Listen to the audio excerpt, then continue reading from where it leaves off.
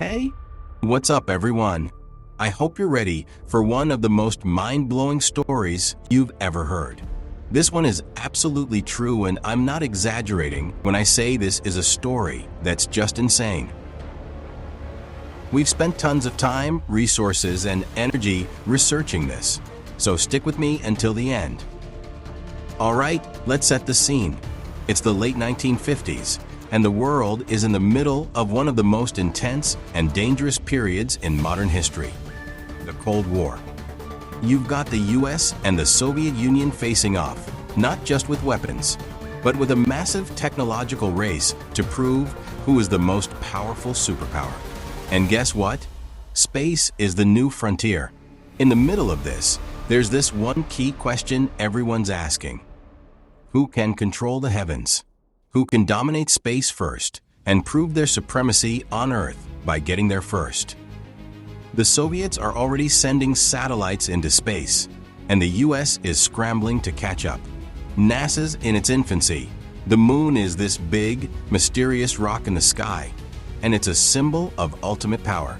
So, what better way to show your dominance in space than to make the moon your opponent's territory literally explode?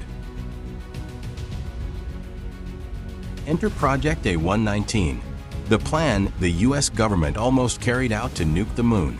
Yeah, you heard me right. The US military, along with some top scientists, actually wanted to detonate a nuclear bomb on the moon. This wasn't just some conspiracy theory, this was a real government project. And today we're going to break down what happened, why it was almost carried out, and why it didn't. So what was Project A119? Well, the idea was simple. Get a nuclear bomb, launch it to the moon, and detonate it. The explosion would have been massive, so big, in fact, that people on Earth could see it with their naked eyes. And the whole world would watch in awe as America made its statement to the Soviet Union. The US was determined to prove that it was the #1 power on the planet. Even in space now, you might be wondering why the moon? Why nuke the moon?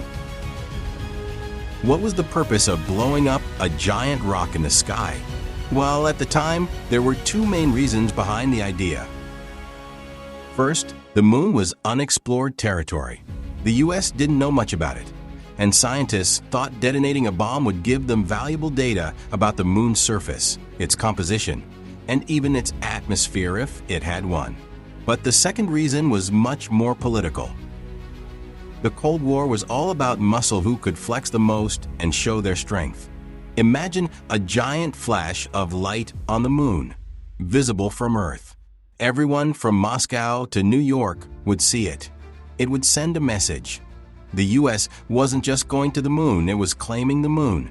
And the Soviet Union couldn't do anything about it. So who were the masterminds behind this crazy plan? Well, it was a team of physicists, including a man by the name of Leonard Riefel.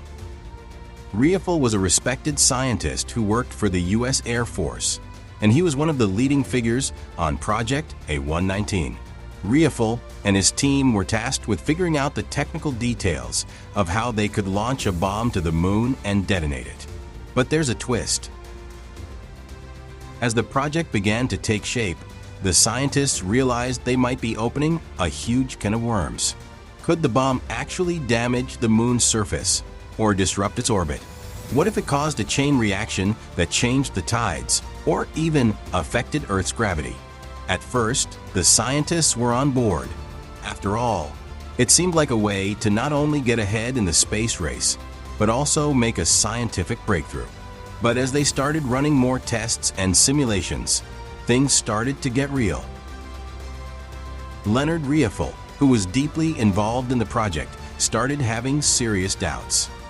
He later said that he became uncomfortable with the potential long-term consequences. The moon, after all, wasn't just some rock floating in space, it had a vital role in the Earth's ecosystem. If the plan had gone forward, the bomb might have caused irreversible damage to the moon or even triggered dangerous aftershocks on Earth. And then there's the political side. The government and military knew that carrying out such a plan could have disastrous consequences. Imagine the global backlash If they had actually detonated a nuclear bomb on the moon, the Soviets would have seen it as an act of war, and the rest of the world would have viewed the US as reckless. After months of deliberation, the US government decided to pull the plug on Project A119. The consequences were simply too great and the risks too high. But the very fact that such a project was seriously considered is mind-boggling. So, what does this all mean for us today? Why does this story matter in 2023? Well, it's a reminder of just how crazy things got during the Cold War and how the US was willing to do just about anything to maintain its global supremacy. Today, we've come a long way from the days of Project A119. The U.S. space program is focused on scientific exploration, cooperation with other nations, and even the possibility of colonizing Mars. But the shadow of Project A119 still looms as one of the wildest, most dangerous ideas that was almost executed. So, there you have it, the crazy, true story of the time the U.S. actually tried to nuke the moon. It's a tale of ambition, fear, and an unbelievable amount of courage from the scientists involved. But here's the thing, space exploration isn't done, and we're only getting started. So what's next? Mars? The moon's dark side? Who knows? Thanks for watching. If you enjoyed this deep dive into one of the most insane plans in history, make sure to hit that like button, share this video with your friends, and make sure to come back soon for more mind-blowing stories. I'll see you in the next one.